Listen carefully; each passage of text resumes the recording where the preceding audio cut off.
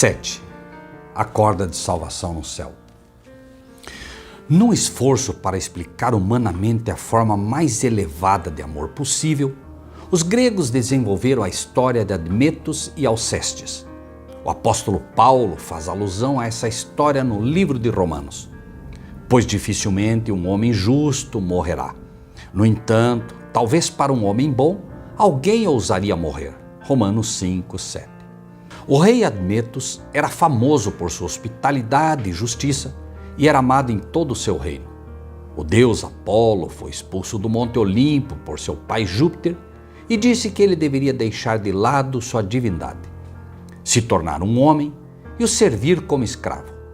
Quando ele veio à terra, o rei Admetos o encontrou como um pobre mendigo e teve pena dele. Ele o alimentou, fez dele um pastor de seus rebanhos e o tratou como um filho. Após 12 meses, Apolo foi transformado de volta ao seu estado divino e agradeceu a Admetos por ajudar e lhe disse: "Se você precisar de minha ajuda no futuro, apenas me pergunte." Depois de algum tempo, Apolo voltou a Admetos para informá-lo que Hades, o deus do submundo, logo chegaria a reivindicá-lo. Apolo disse que fez um acordo com Perséfone, a esposa de Hades, que se alguém pudesse ser encontrado para morrer em seu lugar, ele não precisaria morrer. Admetos foi até os pais e perguntou se eles estariam dispostos a tomar o lugar dele. Eles disseram: "Nós o amamos, filho. Você é um homem bom e gentil, mas amamos mais nossas vidas. Não podemos morrer por você." O rei passou por todo o seu reino tentando encontrar alguém que estivesse disposto a morrer por ele, mas não encontrou ninguém. Admetos se resignou ao seu destino e naquele momento sua esposa Alcestis gritou para Apolo: "Ó amado Apolo, você abençoou meu marido e aumentou sua fama e fortuna 10 vezes em todo o nosso reino. Admetos é um homem tão bom e seu povo precisa tanto dele que ele merece viver. Eu vou morrer por ele, para que ele possa viver." E ela morreu. Toda a terra chorou pela boa esposa do bom rei, que era muito amado por seu povo e que havia morrido para que seu rei pudesse viver. Perséfone teve pena dela e disse que poderia mais uma vez viver como recompensa pela fidelidade que demonstrara ao marido. E foi assim que, à medida que Admetos e Alcestis envelheceram, Apolo também os recompensou por sua fidelidade, e quando a morte finalmente os alcançou na velhice, eles estavam prontos para ela. Isso, exclamaram os filósofos gregos, é a maior forma de amor que existe, que um homem dê a vida por seus amigos. Muitas pessoas conectam essa história às palavras de Jesus, onde ele disse: "Ninguém tem maior amor do que este, de dar alguém a vida pelos seus amigos." João 15, 13. No entanto, isso não é uma expressão da altura do amor de Deus, mas uma expressão do limite do amor do homem. O apóstolo contrasta essa história humana dos limites do amor ao homem e nos diz: "Pois dificilmente um homem justo morrerá. No entanto, talvez para um homem bom, alguém ousaria morrer. Mas Deus demonstra seu próprio amor para conosco, pois enquanto éramos ainda pecadores, Cristo morreu por nós. Muito mais agora, tendo sido justificados pelo seu sangue, seremos salvos da ira por meio dele. Pois se quando éramos inimigos, fomos reconciliados com Deus pela morte de seu Filho, muito mais agora, tendo sido reconciliados, seremos salvos por sua vida." Romanos 5, 7 a 10. Deus revelou a profundidade de seu amor ao permitir que seu Filho fosse morto por nossas transgressões e ferido por nossas iniquidades. Ele deu seu Filho por seus inimigos que o odiavam e o desprezavam, por seu grande amor e compaixão por eles. Isso não é amor humano, mas divino. Antes da criação da raça humana, o Pai e seu Filho estavam em profundo diálogo no que a Bíblia chama de conselho de paz. Naquela época foi estabelecido o plano para o que fariam se a raça humana ficasse contra eles. Agora era a hora de agir. Quem pode estimar o sofrimento de Deus? Ele permitiria que seu filho substituísse Adão e Eva, pagando as consequências da escolha deles?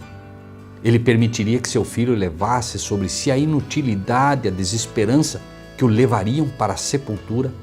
Ele permitiria que seu filho sofresse uma perda total de identidade e o rompimento de sua filiação, que arrancaria de seu coração as palavras: "Por que me abandonaste?" Enquanto escrevo essas palavras, meu filho está sentado pacificamente à minha frente.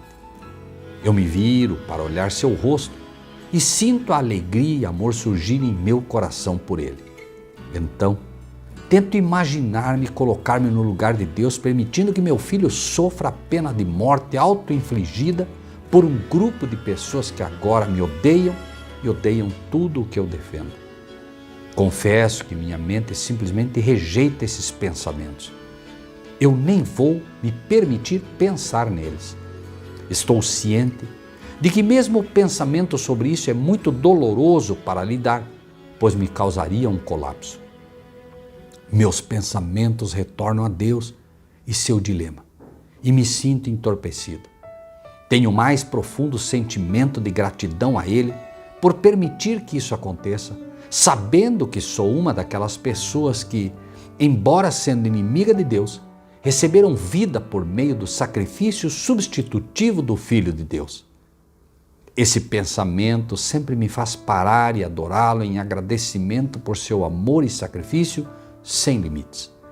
Estou impressionado que o Filho de Deus, que mais tarde se tornou Jesus, o homem, estivesse disposto a fazer tudo isso por nós. A Bíblia nos diz que Deus conhece o fim desde o princípio e o Pai compartilhou este conhecimento com seu Filho. Uma vez que o pecado infectou o universo, Ele sabia exatamente onde Ele o levaria. Cristo podia ver o que eu esperava quando veio a esta terra.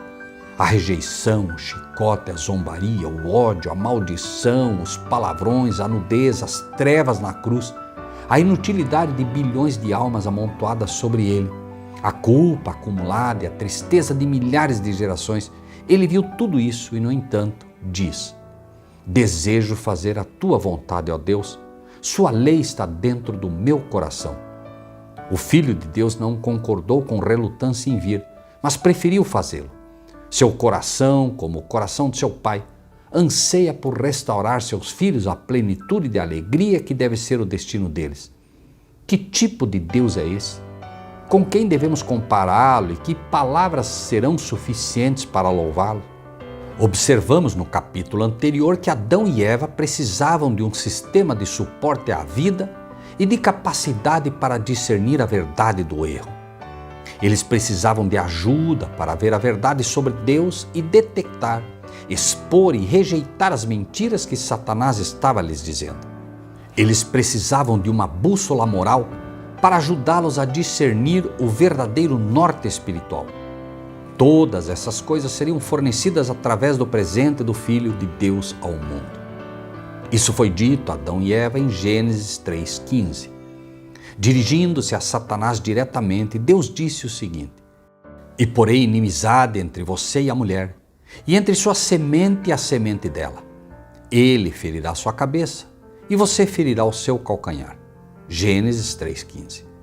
Este versículo é cheio de promessas e esperança. Deus disse que colocaria inimizade entre Satanás e a mulher. Quando Deus fala da mulher, está falando de tudo que dela sairá, ou seja, de toda a família humana. A palavra inimizade significa ódio ou inimigo. Deus colocaria algo no coração da família humana que odiasse o mal e desejasse o bem e a verdade. Há apenas uma razão pela qual Deus poderia fazer isso, e isso é porque seu Filho iria reconciliar a família humana através de sua vida e morte enquanto estivesse na terra. Isso é o que se sente por ódio existente entre a semente da mulher e a semente ou descendência de Satanás. Paulo, no livro de Romanos, refere-se a esse ódio ao mal como uma graça ou poder no seguinte verso: "Mas o dom não é como a transgressão, pois se muitos morreram pela transgressão de um homem, muito mais a graça de Deus e o dom que veio pela graça de um homem, Jesus Cristo, transbordaram para muitos. Romanos 5,15. A capacidade de escolher o que é certo vem diretamente dessa inimizade que Deus colocou em nossos corações através do dom de seu Filho. Esse mesmo dom também fornece o presente tão necessário da vida. Paulo também se refere a esse fato no mesmo capítulo de Romanos. Portanto, como o julgamento ofensivo de um homem chegou a todos os homens, resultando em condenação, também assim, através do ato justo de um homem, o dom gratuito chegou a todos os homens, resultando em justificação da vida. Romanos 5,18. Esta é uma verdade incrível que pode trazer paz e alegria além da medida. O fato acima significa que cada respiração sua, acredite no Filho de Deus e no seu sacrifício ou não, vem diretamente de Cristo. É a vida dele que faz seu coração bater, faz você respirar e o mantém vivo. Todas as funções que chamamos de involuntárias de nossa parte são de fato voluntárias da parte de Deus. Ele é o coração da verdade que diz, para que eles procurem o Senhor na esperança de que possam tatear por Ele e encontrá-lo, embora Ele não esteja longe de cada um de nós, pois nele vivemos, nos movemos e existimos. Atos 17, 27 e 28. Deus não está longe de cada um de nós, porque somos sustentados pela vida de Jesus Cristo em virtude de sua mediação por nós através de sua morte na cruz. Se você se sente longe de Deus, a verdade é que Ele nunca está longe de você. Você precisa apenas sentir seu pulso para saber que Ele não abandonou você. Adicione a isso o fato de que Deus coloca em nossos corações o desejo de fazer o certo e o desejo de resistir ao mal. Então, realmente temos muito a agradecer. Pense nas vezes em que você foi tentado a fazer algo errado e depois pensou melhor e não fez. Este foi o presente que Deus lhe deu, a inimizade contra o mal. Não importa se você acredita em Deus ou não, ainda assim você recebe esse presente através de Jesus, quando escolhe exercitá-lo. Diz-nos as Escrituras que Deus faz a chuva cair sobre bons e sobre maus.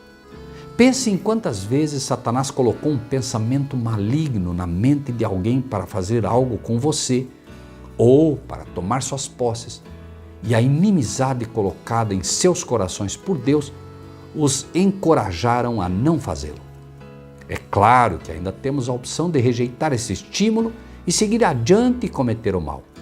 Mas se essa inimizade não estivesse lá, nenhum de nós seria capaz de parar no levar a cabo os maus pensamentos colocados em nossas mentes. Que Pai incrível e que faz tudo isso por nós. Como raça, estávamos totalmente perdidos e escravizados pelos maus caminhos de Satanás. Estávamos totalmente além de uma autoajuda, condenados à miséria e à destruição total. Mas nosso eterno Pai Celestial se recusou a desistir de nós. Ele nos deu a coisa mais preciosa que Ele tem, seu Filho. Jesus será sempre um membro da família humana e um de nós. É um sacrifício que será o tema central de estudo e meditação pelo resto da eternidade. Ao pensar nessas coisas, como você se sente sobre tudo que Deus fez por você?